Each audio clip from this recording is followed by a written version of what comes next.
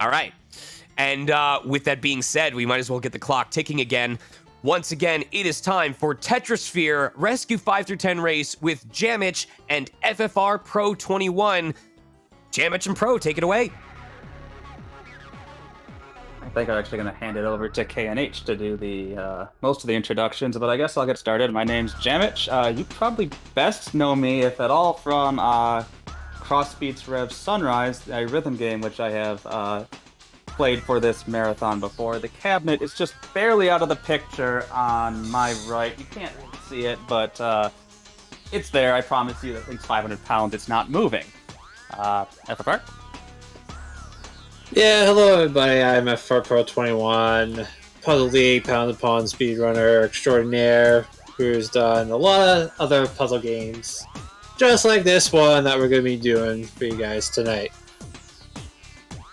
Okay, I'm a kinda nerdy housewife, and I will be commentating this amazing race today. Jamich and FFR Pro are the two top runners of this game. They pretty much hold most of the world records for this game between them.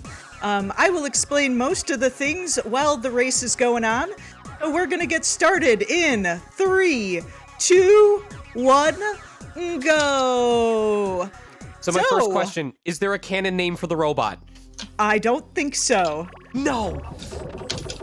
There are 7 robots, actually, and they each do have names. But I think our buddy is not named. So, this Tetrisphere, despite the name, it has literally nothing to do with Tetris. Nintendo just licensed that name to drive sales. This is actually a match 3 puzzle game. So this game has more in common with Candy Crush than it does with Tetris. It is a puzzle game. To start your combo, you have to line up 2 blocks and then drop a 3rd block on top of them to make them start exploding. What's really interesting about this game is that the rectangular pieces, including the squares, behave very differently than the non-rectangular pieces. To create a combo with rectangular pieces, you have to line up a full side of that piece. It can be any side, top side, side, bottom side, whatever you have you, but they have to be completely side to side. Whereas the rectangular, or the non-rectangular pieces, that's not true at all. So long as some of the surface of one of the non-rectangular pieces is touching some part of the surface of another non-rectangular piece of a matching shape, that will also cause a combo. So it's very interesting in that how the 2 block types sort of play differently. So we are playing rescue mode. The goal of this mode is to dig as deep into this ball as we can and rescue our little friend. The area that we need to clear out for our little friend to escape is different for each level.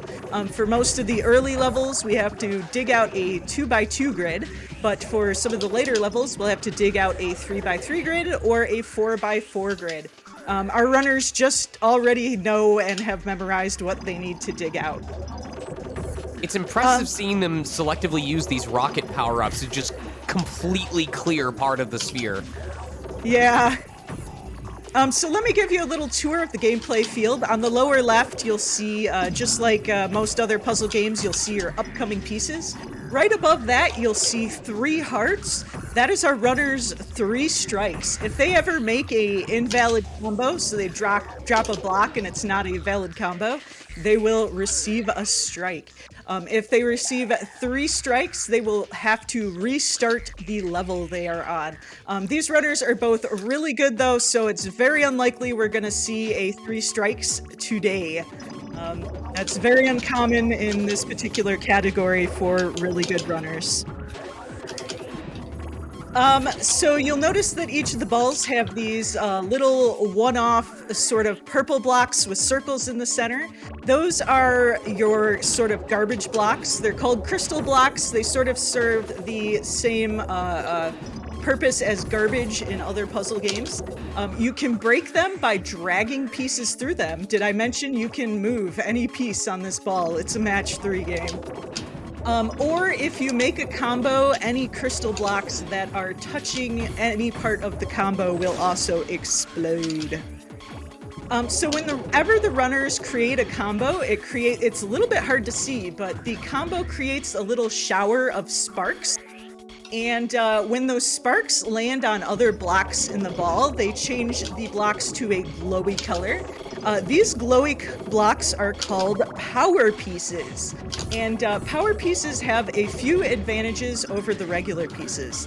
The big thing, as I like to say, is they have the uppies. All the normal pieces can be moved. They can fall down, they can move right, left, up or down, but they can't be raised or lowered on the ball. They have to either stay at the height they were or go lower height. They can't jump up a higher height. However, power pieces, you can raise up a one level. The other nice thing about power pieces is if they are used to start a combo, that slows the combo down. And you might be thinking, oh, well, we don't want to slow the combo down. We want to go fast. And that is true, but when you slow a combo down, it's really easy to extend your combo. And this is important because of power-ups. If you ever get a combo of 20 or more, you will get a power-up. You can see what power-up the runner has in the little Pokeball over there. Combos are just one of a few different ways that you can get power-ups. You can get a power-up if you get a combo of 20. You can get a power-up if your score gets really high, but because we're speedrunning, we're generally not maxing our score, so that's going to be a less way of getting power-ups. And also, there are these, you may or may not have seen them, there are these fiery red blocks that appear on the ball occasionally. If you break one of those, you get power-ups. You can only hold one power-up at a time. And the power-ups, whenever you earn a power-up, you don't get a new power-up, you get your power-up upgraded. And you get that upgrade whether you want it or not. So if you wanted a level 3 power-up and you accidentally upgraded it to level 4, well, too bad, you're stuck with that level 4 power-up. The levels of power-ups, level 1 is the rocket, which you've seen our runners use to great effect already. That's just the purple-looking rocket thing. That just clears a little area of the ball. The level 2 power-up is the dynamite. That sprinkles around 5 little explosions, each that are a little bit smaller than a rocket. The magnet peels a little bit off the ball, but what's nice about the magnet, which Jamich has right now, you can see the magnet, is that you can control its movement. So you can sort of whirl it around the ball specifically to peel out the area you want. The level 4 is the atom power-up, and what that does is it takes an entire, peel. It peels the whole ball, so it takes out the outermost layer. In this mode, that's not perfectly useful, because in this mode, we don't really want to peel the whole ball, we want to dig down deep. So you will generally not see the runners use that, except for very specific situations. The level 5 power-up... Minecraft. It kind of looks like Minecraft. The level 5 power-up is the bomb. It's like the rocket, but better. It goes deeper and wider. And the level 6 power-up is the laser. It fires 8 pulses, and much like the magnet, it is also movable. The last thing I want to talk about with power-ups is they do carry between levels. So a lot of times our players will build up their power-ups during easier levels and then use them on larger, harder levels. And woo! We're in episode 3 and that's all the gameplay mechanics. This game looks simple, but there's actually a lot of complexity to it. I'm doing my best to follow along, but it's very difficult. Do you want to catch some water? Do I have some time for donations? Please, I would love some donations, please. Well, we have $5 from Rubicante, who says, donating to help get Beat Saber over the top.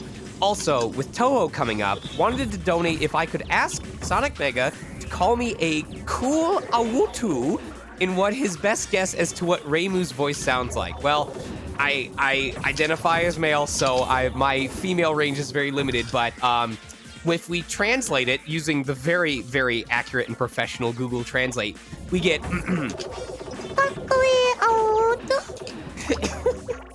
Wow, that was really good.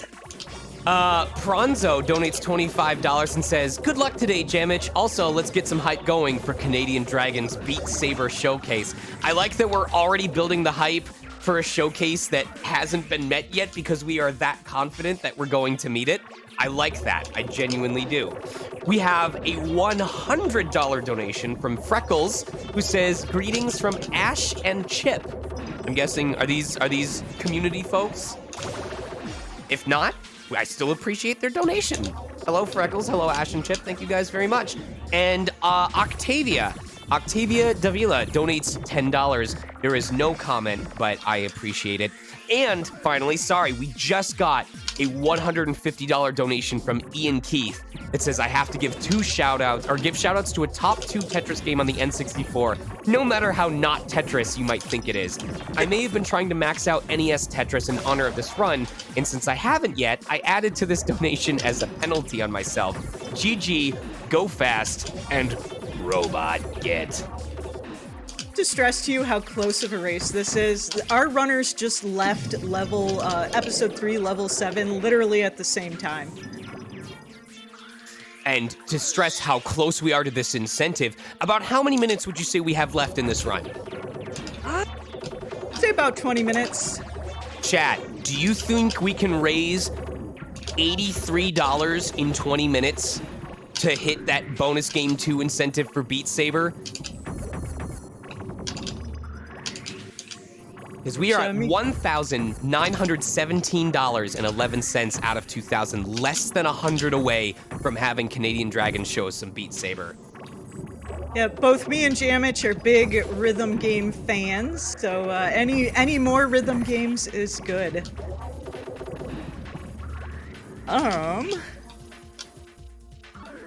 So yes, talking about this not being Tetrisphere, or not being Tetris, this game is called Tetrisphere, and it's neither Tetris nor a sphere. It actually looks like a sphere because of an optical illusion, but it's actually, the gameplay is mapped onto a torus. Interesting So it is fact. neither Tetris nor a sphere. Interesting facts I've learned. It was originally called just Fear with a PH, P-H-E-A-R. That was supposed to be on the Atari Jaguar, but then as you mentioned, Nintendo, got the rights to the game. Even though it ended up being delayed, it became the first puzzle game available on the N64. Yeah, I'm actually impressed you knew all that. That was good. I was just about to mention that, actually. I'm sorry to steal that from you. No, that's fine. That's fine. I'll also mention that the soundtrack to this game is amazing. I actually use it as background music in my personal streams because it's so good. It was by freelance music artist Neil Voss, who's only done a handful of video games, but like every video game he's done, it's been absolute banger of a soundtrack. Apparently, he says it features only stereophonic sound because, quote, "for a game where the action is all around you, it could enhance gameplay and the immersive experience." And while it wasn't true surround sound, he was able to simulate it because of the way that the engine was. Yeah, it's so good. I love the OST for this game so much. So since we got the 2 best runners here, I actually kind of want to talk about the techniques that each of them actually came up with. So for FFR Pro, he made a technique. So a cool thing about power blocks is that you can raise them up, but he made a technique, I forget what they decided to call it, where you can quickly grab a power block, use it to start a combo, and then grab a block underneath it, but then shove it back. And this tricks the game into increasing your combo because it basically like doubles your combo, which is really good when you're farming up power-ups via score. So that was like FFR Pro's big contribution. And then Jamich's contribution was what he calls the double drop. So you know how in puzzle games, you never get the piece you want? You're like, oh, Yep. why do I have five T blocks in a row?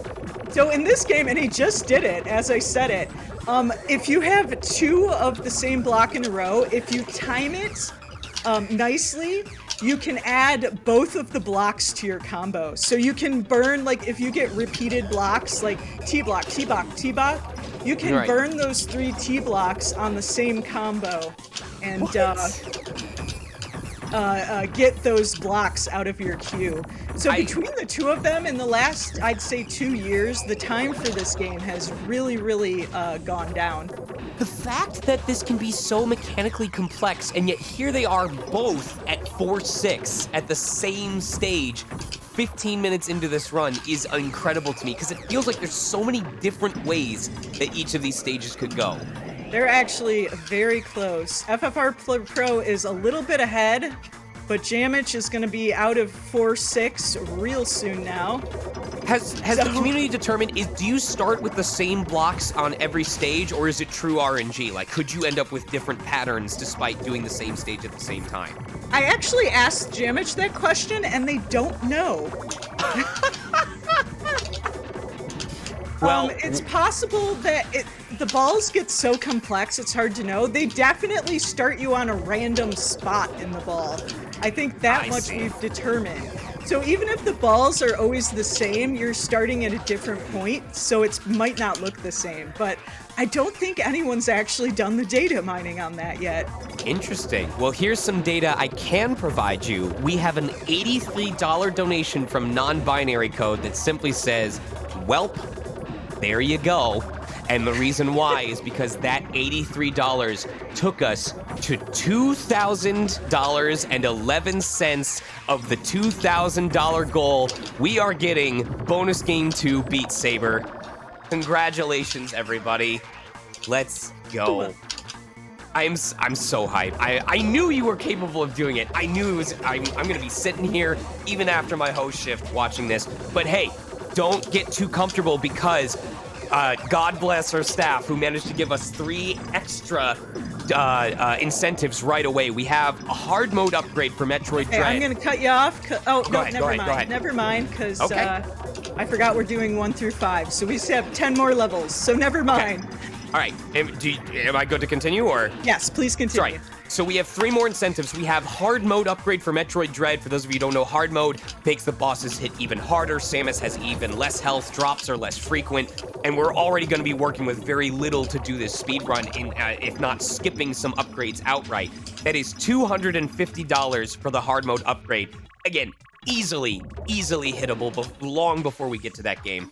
We also have, it looks like a bid war for soundtrack choice for Mighty Number 9.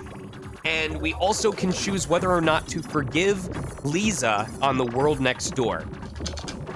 So I wanted to mention I gold split episode 4 just now, so I'm kind of schmoovin'. Yeah, this has been fun to watch. Okay, so now FFR Pro is moving into episode 5. Every ball in this episode has at least 3 pieces on it, and just like any other puzzle game, the more pieces there is, the harder it is to make combos. Also, every rescue hole, I guess I'm making that term up right now, is at least a 3x3 grid. So this is where the run starts getting really difficult. Also, I just think the robot is adorable.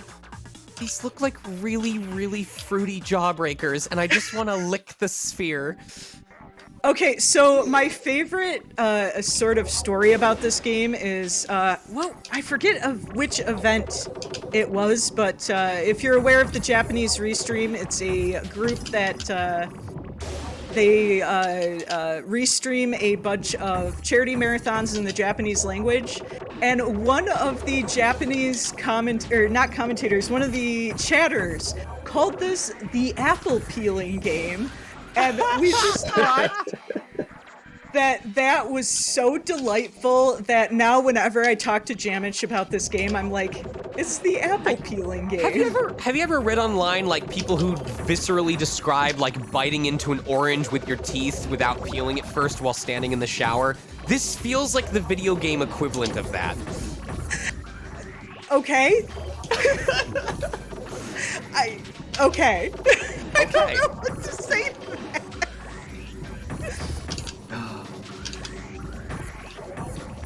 I wouldn't recommend it. The orange peel does not taste good. He's a pro at peeling. Chad's like, he's a pro at peeling apples fast. Hiroyuki Sakai. Apple peeling Tetrisphere. So unfortunately, Jamich fallen a little bit behind there. Yeah, my controller's bugging out a bit. Oh no. Uh-oh. I would like. I'm getting D-pad jumps. Not helping. Oh, well, another fun fact, this is one of the few Nintendo 64 games that exclusively uses the D-pad. Ooh. There is no analog stick in this game. Like, it doesn't even register it if you try to use it as an option? I believe Won't let you. It will not let you. Yeah. I believe it's Yeah, the it's control menus stick doesn't only. do anything. No, FFR was telling me that apparently you can use the Z button underneath the analog stick to drop blocks, as if that's a thing you would do while holding the D-pad. Yes, because the Z button in this game acts as a second A button. Very conveniently located away from anything you're actually trying to do.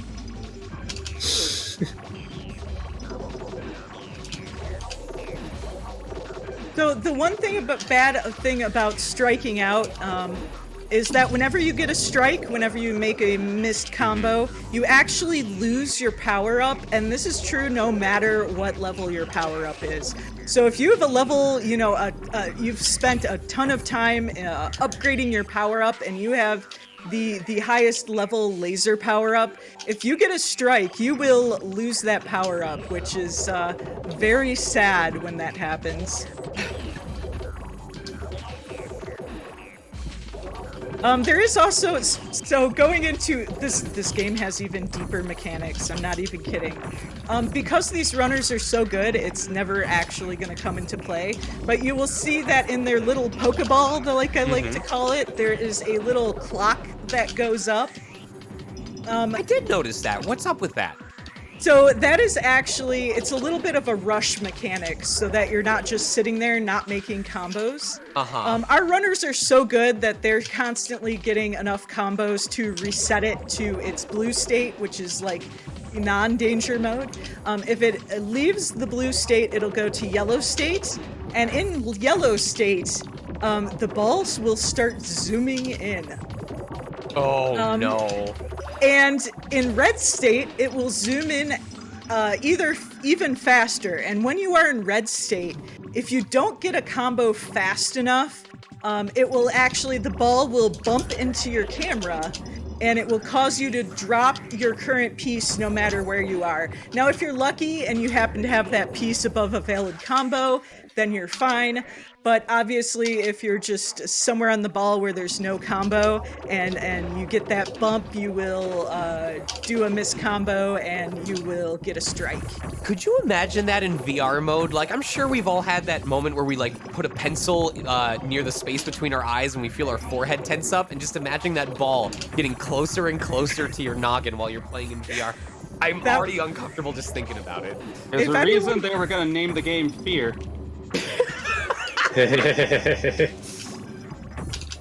Also, it was going to be P-H-E-R-E, so that it's a pun on sphere as well. Of course.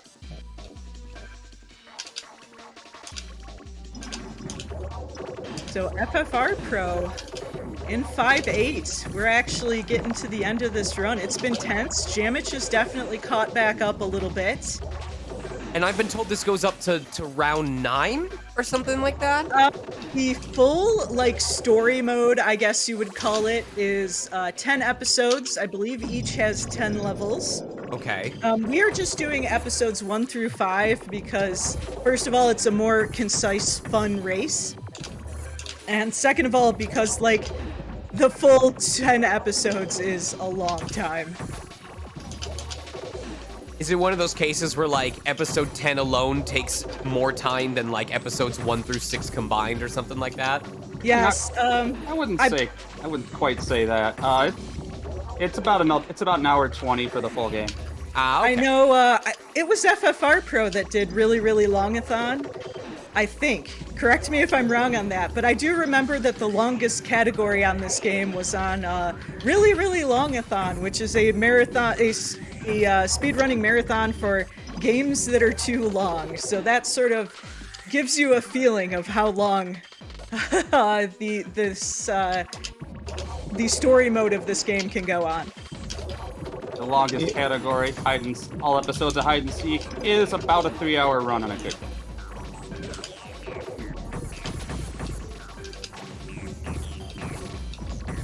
Okay, so FFR Pro moving into the last level here. Unfortunately, that one little mistake from Jamich has put him a little bit behind, but this is Tetrisphere. It really isn't over until it's over. But we're gonna see our final robot buddy pretty soon here. Excellent use of dynamite.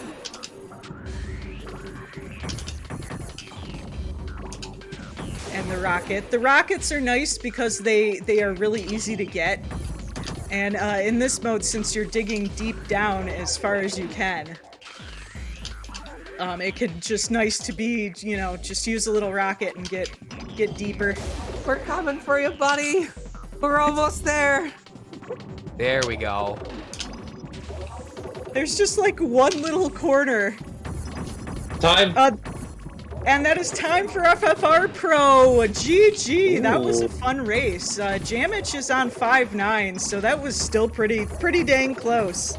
That last level, nice. you do have to dig out a 4x4. FFR Pro, tell us about how it went. Well, I gold split the last 2 episodes, so I was actually within a second of PBing, so I almost clutched it out. So it was really good. Also, this I find this end of episode 5 cutscene very amusing. It's all our little, all the playable robot characters kind of trying their best and making mayhem. They all want the spotlight. You could tell that whoever made these cutscenes had a lot of fun with them.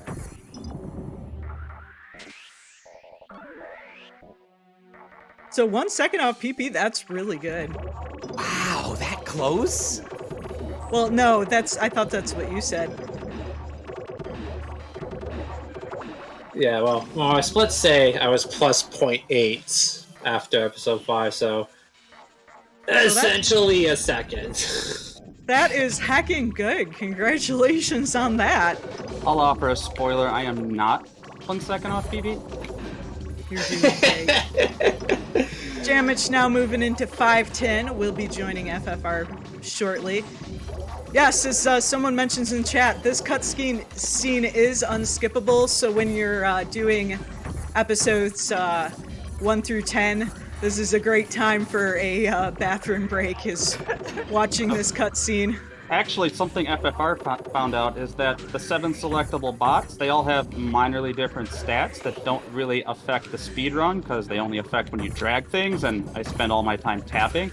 But they do have different cutscene lengths after episode 5, so you want to pick the bot with the shortest cutscene, because the stats don't really affect the run proper.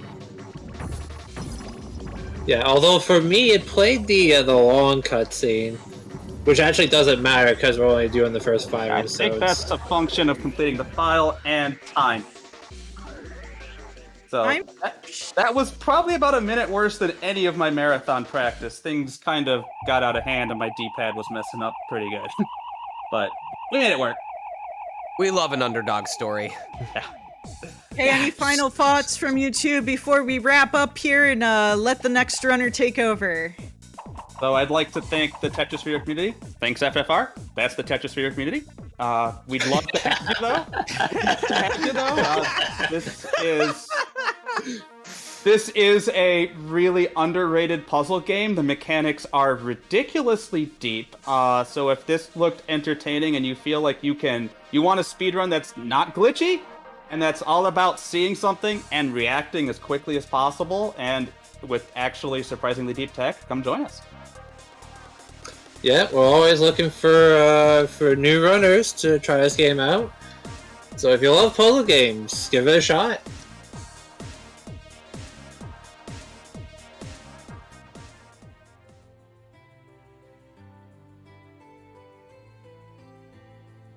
Whew.